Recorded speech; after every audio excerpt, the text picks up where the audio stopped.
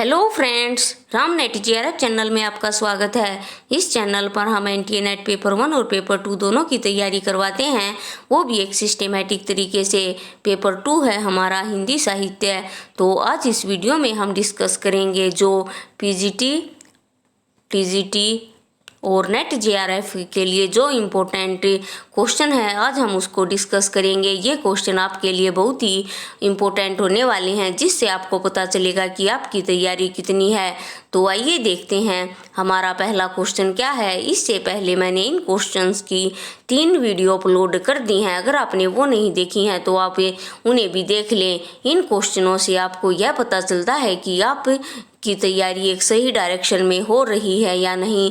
तो फ्रेंड्स, इन क्वेश्चनों को आप ज़रूर लगाएं और ज़रूर इनको सोल्व करके देखें, जिससे आपको पता चलेगा कि आप अपनी तैयारी सही कर रहे हो या नहीं। तो फ्रेंड्स, आइए 31वां क्वेश्चन हम देखते हैं। नागरी प्रचारणी सभा की स्थापना कब हुई थी?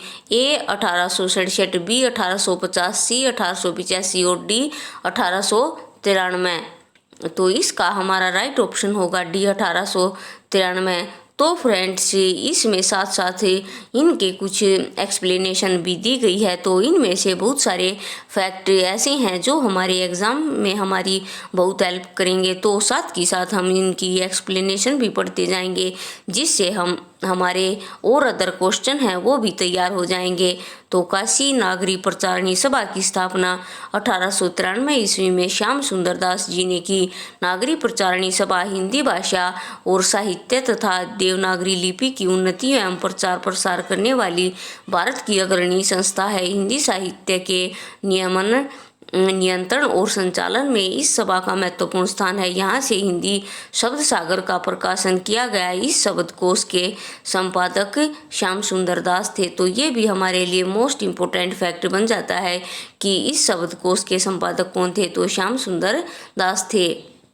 अगला क्वेश्चन देखते हैं 32। काशी नागरी प्रचारणी सभा की स्थापना हुई थी 1895 में, बी 1893 ईस्वी में, सी 1898 ईस्वी में और डी 1890 में। तो इसका हमारा राइट आंसर होगा बी 1893 ईस्वी में। नेक्स्ट क्वेश्चन है हमारा, नागरी प्रचारणी सभा की स्थापना हुई थी ए 1910, बी 1893, सी 1800 और डी इनमें से कोई नहीं। तो फ्रेंड्स, आप ये सोच रहे होंगे कि यही क्वेश्चन बार बार आ रहे हैं।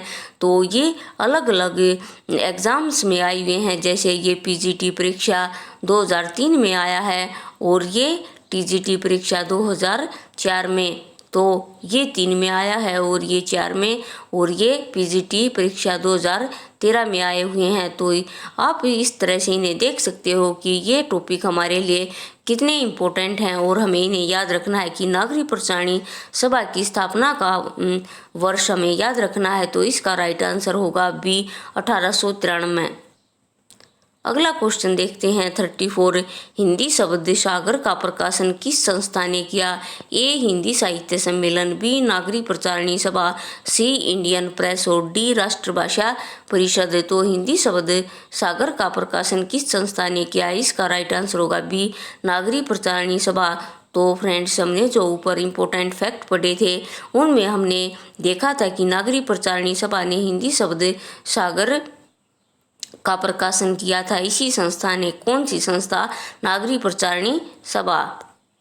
नेक्स्ट क्वेश्चन देखते हैं 35। नागरी प्रचारणी सभा के संस्थापकों में कौन नहीं है? ए बाबू श्याम सुंदर दास, बी पंडित रामनारायण मिश्र, सी रामचंद्र वर्मा और डी ठाकुर शिव कुमार सिंह। तो इसका हमारा राइट ऑप्शन होगा सी रामचंद्र वर्मा। ये हमारा राइट ऑप्शन है। तो फ्रेंड्स, इसमें पूछा गया कि नागरी प्रचारणी सभा के संस्थापकों में कौन नहीं है। तो फ्रेंड्स, हमें नहीं पर भी फोकस करना है। कई बार स्टूडेंट्स जल्दबाजी करते हैं और नहीं पर फोकस नहीं करते, और जिससे हमें जो क्वेश्चन आता है वो भी हमारा गलत हो जाता है।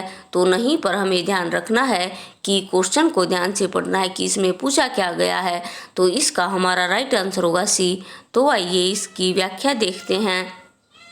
नागरिक प्रचारणी सभा की स्थापना 16 जुलाई 1893 को कहाँ हुई? वाराणसी में हुई, जिसकी स्थापना में बाबू श्याम सुंदर दास, राम नारायण मिश्र तथा ठाकुर शिव कुमार सिंह जैसी विभूतियों का मुख्य योगदान रहा है। तो ये तीनों विभूतियाँ हैं, इनका भी हमें ध्यान रखना है कि बाबू श्याम सुंदर दास, पंडित राम नारायण मिश्र और ठाकुर शिव कुमार सिंह जैसी विभूतियों का मुख्य योगदान रहा है। नेक्स्ट क्वेश्चन हम देखते हैं, क्वेश्चन नंबर 36। अन्य महत्वपूर्ण इसके तथ्य भी देखते हैं कि आचार्य रामचंद्र वर्मा हिंदी के साहित्यकार एवं कोशकार रहे हैं। ये हिंदी शब्द सागर के संपादक मंडल के प्रमुख सदस्य थे। इन्होंने आचार्य किशोरीलाल वाजपेयी के साथ मिलकर अच्छी हिंदी का आंदोलन चलाया, हिंदी का मानकीकरण किया। इन्होंने सन 1919 में महात्मा गांधी नामक पुस्तक लिखी। अगला क्वेश्चन है हमारा 36। फोर्ट विलियम कॉलेज की स्थापना किस वर्ष हुई थी? ए विक्रमी संवत 1820 ईस्वी और सी 1798 ईस्वी और डी 1802 ईस्वी। तो इसका हमारा राइट ऑप्शन होगा बी 1800 में। ये क्वेश्चन भी हमारे लिए बहुत इम्पोर्टेंट है। आइए इसके मेन फैक्ट देखते हैं। लॉर्ड वेल्जली ने जॉन गिलक्राइस्ट की अध्यक्षता में ओरिएंटल सेमिनरी की स्थापना की। बाद में यही संस्था फोर्ट विलियम कॉलेज के रूप में परिवर्तित हुई।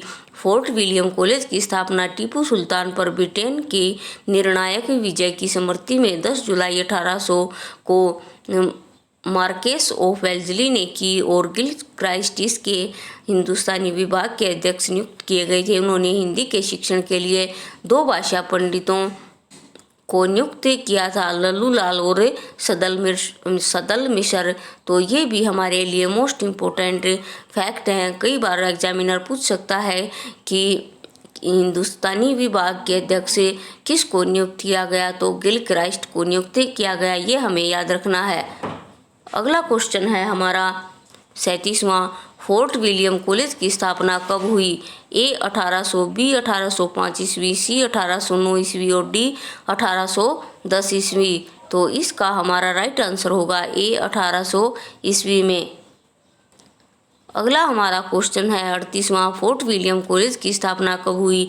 ए सन 1800, बी सन 1857, सी सन 1885 और डी सन 1900। तो फ्रेंड्स इसका हमारा राइट ऑप्शन होगा ए सन 1800 ईस्वी। अगला क्वेश्चन है हमारा 39। कलकत्ता में स्थापित फोर्ट विलियम कॉलेज के संस्थापक कौन थे? जॉन गिलक्राइस्ट, बी सदल मिश्र, सी राजा शिव प्रसाद सितारे और डी रविंद्रनाथ टैगोर। तो फ्रेंड्स जैसे हमने ऊपर जो इसकी व्याख्या एक्सप्लेनेशन पढ़ी थी, तो उसमें हमें पता चल गया था कि उसमें दिया गया था कि फोर्ट विलियम कॉलेज के संस्थापक गिलक्राइस्ट थे। तो इन एक्सप्लेनेशन से हमें बहुत ज़्यादा फायदा होगा। तो इसका हमारा राइट ऑप्शन होगा ए जॉन गिलक्राइस्ट। अगला क्वेश्चन है हमारा 40वां। सदल मिश्र की भाषा की क्या विशेषता है? ए पूर्वीपन, बी उर्दू की प्रमुखता, सी सहज एवं प्रवाहमयी भाषा और डी किस्सा गोई। तो इसका हमारा राइट आंसर होगा ए पूर्वीपन है किसकी? सदल मिश्र की विशेषता। नेक्स्ट क्वेश्चन है हमारा, तो इसकी कुछ व्याख्या भी दी गई है, आइए इनको भी हम देख लेते हैं। सदल मिश्र बिहार प्रांत के शाहाबाद जिले के ध्रुवडीहा गांव के रहने वाले शाक द्वीपीय ब्राह्मण थे। इनके पिता का नाम नंदमणि मिश्र था और यह कलकत्ता के फोर्ट विलियम कॉलेज के हिंदुस्तानी विभाग के अध्यापक थे। सदल मिश्र का प्रारंभिक खड़ी बोली गद्य लेखकों में विशेष महत्व है। इनके शब्द संगठन और वाक्य विन्यास दोनों में ही ब्रजभाषा, पूर्वीपन और बांग्ला, इन तीनों प्रभावों का स्पष्ट लक्षित होता है। अन्य महत्वपूर्ण फैक्ट है, इन्हें भी देख लेते हैं। आधुनिक काल में जिस भाषा में हिंदी गद्य लिखा जा रहा है वह खड़ी बोली गद्य ही है। सेकंड पॉइंट है, आचार्य रामचंद्र शुक्ल ने खड़ी बोली का गद्य का प्रारंभ अकबर के दरबारी कवि गंग द्वारा लिखित छंद वर्णन की महिमा से माना है। तो ये हमारे लिए इम्पोर्टेंट फैक्ट बन जाता है कि रामचंद्र शुक्ल जी ने खड़ी बोली गद्य का प्रारंभ कहाँ से माना है, तो अकबर के दरबारी कवि गंग द्वारा लिखित छंद वर्णन की महिमा से माना गया है। अगला पॉइंट है, सदल मिसर हिंदी के पहले गद्यकार थे। सदल मिसर की 2 गद्य कृतियाँ प्रसिद्ध हैं। एक नासिका के तोपाख्यान या चंद्रावती 1803 में लिखी गई और दूसरी है रामचरित 1806 में। तो ये हमारे लिए इम्पोर्टेंट हैं। इनकी जो ये रचनाएं हैं नासिका तोपाख्यान और रामचरित, कई बार एग्जामिनर इस तरह के क्वेश्चन पूछ लेता है, तो ये भी हमें याद रखना है। अगला पॉइंट है, रामचंद्र शुक्ल के अनुसार सदल मिसर ने व्यवहार उपयोगी भाषा लिखने का प्रयत्न किया। अगला पॉइंट है, श्याम सुंदर दास ने तत्कालीन गद्य लेखकों में इंशाअल्लाह खां के बाद दूसरा स्थान सदल मिसर का ही स्वीकार किया गया है। नेक्स्ट पॉइंट है, लल्लूलाल की रचना प्रेम सागर में ब्रजभाषा का प्रभाव दृष्टिगोचर होता है तथा शैली आख्यात्मक है।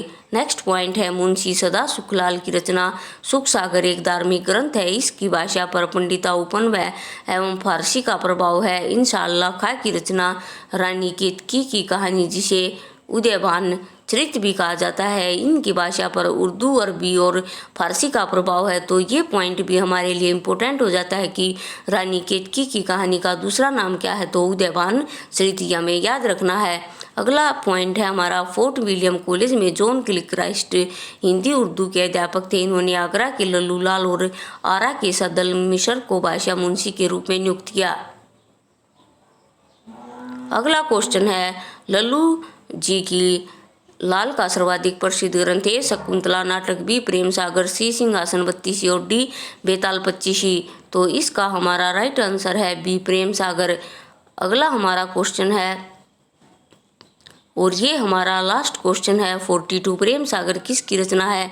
ए सदल मिसर, बी लल्लूलाल, सी इंशाअल्लाह खां और डी नासिका के तोपाख्यान।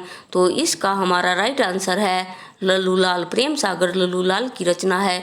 तो फ्रेंड्स, आज हमने इस वीडियो में जो भी क्वेश्चन किए हैं वो मोस्ट इम्पोर्टेंट है। आप किसी की एग्ज़ाम की तैयारी कर रहे हों जैसे PGT, TGT, net, JRF and other competitive exam, तो सभी के लिए ये क्वेश्चन मोस्ट इम्पोर्टेंट है। अगर आप इनको करते हो तो आपकी तैयारी और बेहतर हो जाएगी।